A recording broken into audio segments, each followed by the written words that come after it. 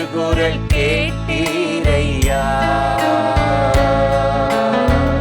துயரத்தில் கூப்பிட்டே உதவிக்காய் கதறியே அழுகுரல் கேட்டீரையா. துணிந்து தூக்கினீ பெரியவளாக்கினீ உமது காருண்யத்தால். துணிந்து தூக்கினீ பெரியவளாக்கினீ உமது காருண்யத்தால்.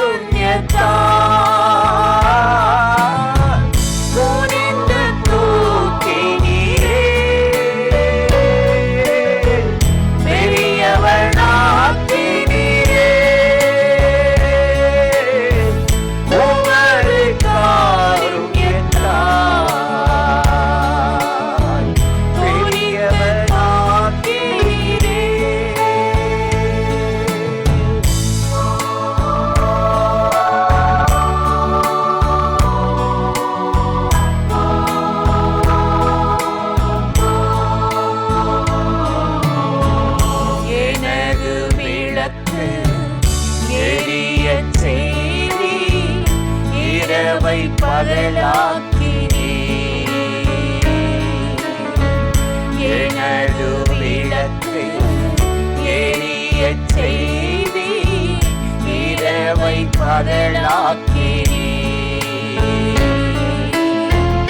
எரிந்து கொண்டிருப்பேன் எப்போதும் உமக்காய் என் ஜீவன் பிரியும் வரை.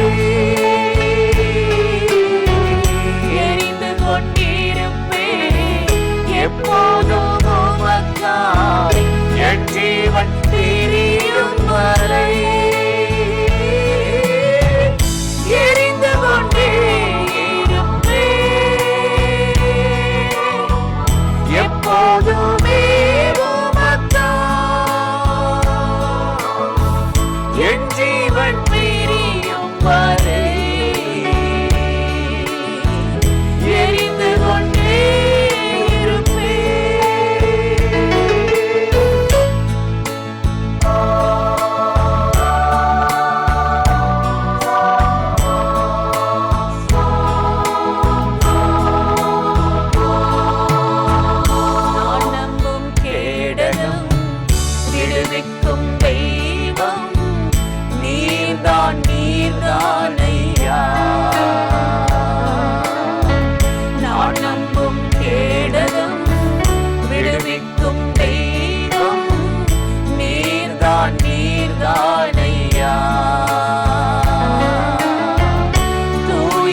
தூயவர் தூய்க்கு பாத்திர ஆறுகள் நீதானையா.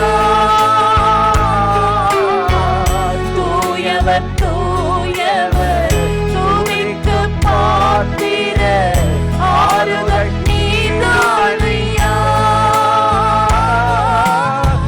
தூயவர் தூயவரே பாத்திரரே ஆறுகள் நீதானையா. தூயவர் தூயவரே தூயவர் தூயவரே துதிக்கு பாத்திரரே ஆறுகள் நீதானையா. தூயவர் தூயவரே.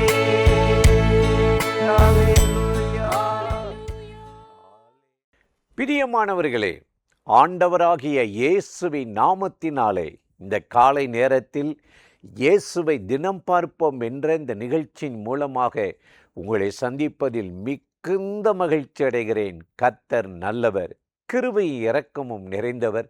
இந்த நாளிலும் கட்டாய நம்மை ஆசீர்வதித்து நடத்துவார். இன்று கூட ஒரு வேத வசனத்தை உங்களுக்கு ஞாபகப்படுத்தி சில காரியத்தை சொல்லி ஜெபம் பண்ணுவது நல்லது என்று உணர்ந்தேன்.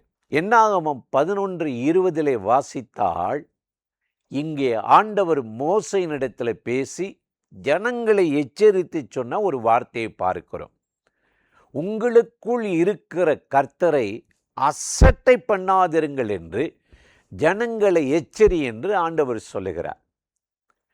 வானம் எனக்கு சிங்காசனம், பூமி எனக்கு பாதப்படி என்ற உன்னதமான தேவன், உயர்ந்த தேவன் மனிதர்களோடு நடக்க, உலாவ, அவர்களை கானானுக்கு கொண்டு போக தன்னுடைய இருப்பிடத்தை அவர்கள் உள்ளத்தில், இருதயத்தில் வைத்து மனாந்தரத்தில் அவர்களோடு நடந்தாராம். இயற்கைக்கு மேற்பட்ட அற்புதம், வானத்திலும் பூமியிலும் அற்புதங்களை, அதிசயங்களை காட்டுவேனாரு. பரலோகத்திலிருந்து மன்னா, உணவு, அப்பம், இதை சாப்பிட்டாங்க. எந்த வியாதியும் கிடையாது. மனுஷன் அப்பத்தினால் மாத்திரமல்ல, தேவனுடைய வாயிலிருந்து வந்த ஒவ்வொரு வார்த்தையினாலும் பிழைத்தாங்க. இவ்வளவு அற்புதமாக அவங்களுக்குள்ளே இருந்து ஜனங்களை நடத்தி கொண்டு போன அந்த தேவனை திடீரென்று எனக்கு இறைச்சி வேணும், பிரியாணி வேணும், அது வேணும், இது வேணும், வாகனம் வேணும், வீடு வேணும், ஆடம்பரம், இச்சை அடக்கம் இல்லாமல் போயிட்டாங்க. ஆண்டவருடைய கோபம் அவர் அந்த ஜனங்கள் மேலே வந்துருச்சு.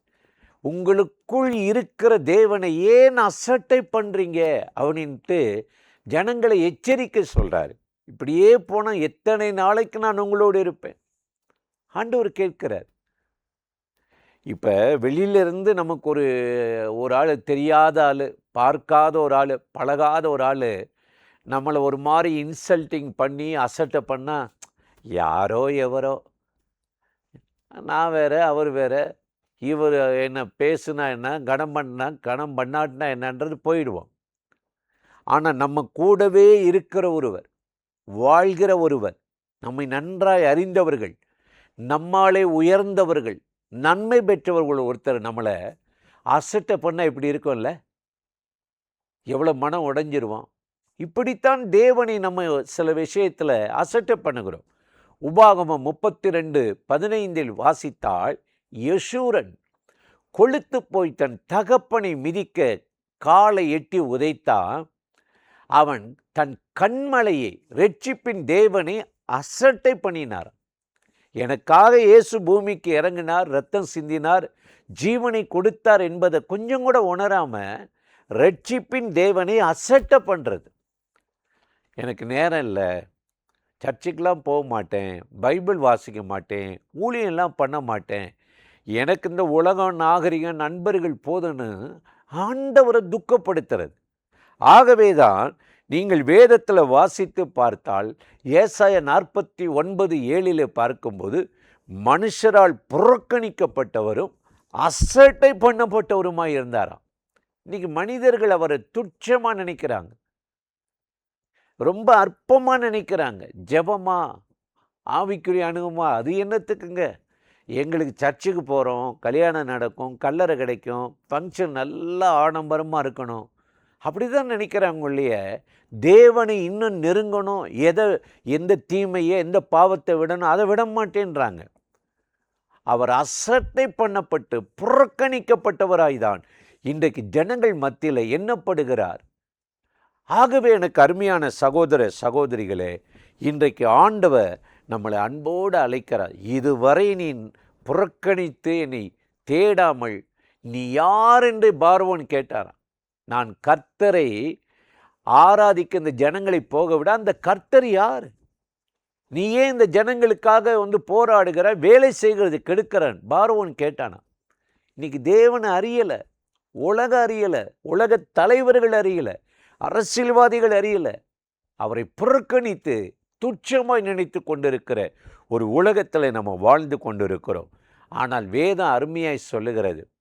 ஆண்டவர் சாமுவேல்கிட்ட தோன்றி சொன்னார், என்னை கனம் பண்ணுகிறவனை நான் கனம் பண்ணுவேன், என்னை கனஈனப்படுத்தி புறக்கணிக்கிறவனை நான் அசட்டை பண்ணுவேன் என்று சொன்னார். இன்றைக்கு கர்த்தரை அசட்டை பண்ணாதபடி அவரை கண்முன் வைத்து ஒவ்வொரு வேலையை நீங்கள் தொடங்கும் உண்டு, ஒவ்வொரு காரியத்தை செய்யும் முன்னு அவருடைய பாதத்தில் விழுந்து ஜெபம் பண்ணி, ஆண்டவரே என்னை நடத்தும், கர்த்தாவே என்னை நடத்தும் என்று சொல்லி நீங்கள் ஜெபம் பண்ணிட்டு ஒரு காரியத்தை செய்யுங்களேன். கர்த்தரை கனம் பண்ணுங்க. இதுதான் கனம் பண்ணுறது. அவரை கண்முன் வைத்து ஒரு காரியத்தை செய்து ஒரு காரியத்தில் நீங்கள் அவரை மகிமைப்படுத்தினால் நீங்கள் கனம் அடைவீர்கள். உங்கள் காரியங்கள் கைகூடி வரும். அதற்குத்தான் அசட்டை பண்ணாதீங்க. ஆண்டவர் சொன்னார், உங்கள் நடுவில் இருக்கிற என்னை அசட்டை பண்ணி புறக்கணித்து விடாதபடி நீதியோடும் பரிசுத்தத்தோடும் பின்பற்றுங்கள் என்று சொன்னவர். இந்த காலை நேரத்தில் நீங்கள் அவரை அசட்டை பண்ணாதபடி கனம் பண்ணுகிற ஒரு குடும்பமாக, மகனாக மகளாக வாழ இந்த நாளில் ஆண்டவர் உங்களுக்கு அனுக்கிரகம் செய்வார். அந்த தேவாதி தேவனை நோக்கி நாம் இப்பொழுது ஜெபிக்கலாமா? அன்பும் இரக்கமும் கிருபை நிறைந்த நல்ல ஆண்டவரே, இந்த ஆசீர்வதிக்கப்பட்ட நாளுக்காக, நேரத்திற்காக, கிருபை இரக்கங்களுக்காக உமக்கு நன்றி. இப்பொழுது யாரெல்லாம் இந்த நிகழ்ச்சியில் இணைந்து இந்த வார்த்தைகளை கேட்டுக்கொண்டிருக்கிறார்களோ அத்தனை பேர் மேலும் கர்த்தருடைய மகிமையும் வல்லமையும் கிருபையும் இறங்குவதாக. இந்த நாளில் உம்முடைய பிள்ளைகளை ஆசீர்வதித்து நடத்தும். எல்லா இடையூறுகளை மாற்றும், தடைகளை நீக்கும், ஜெயத்தை தாரும். இந்த நாளில் உம்முடைய பிள்ளைகளுக்கு அனுகூலமான ஒரு கதவை வழியை திறந்து காரியங்களை கைகூடி வரவும், குறைவில்லாமல் நம்மை மனமகிழ்ச்சியோடு பின்பற்றவும் அனுக்கிரகம் செய்தருளும். இயேசுவின் நாமத்தில் வேண்டிக் கொள்ளுகிறோம் பிதாவே. ஆமேன், ஆமேன்.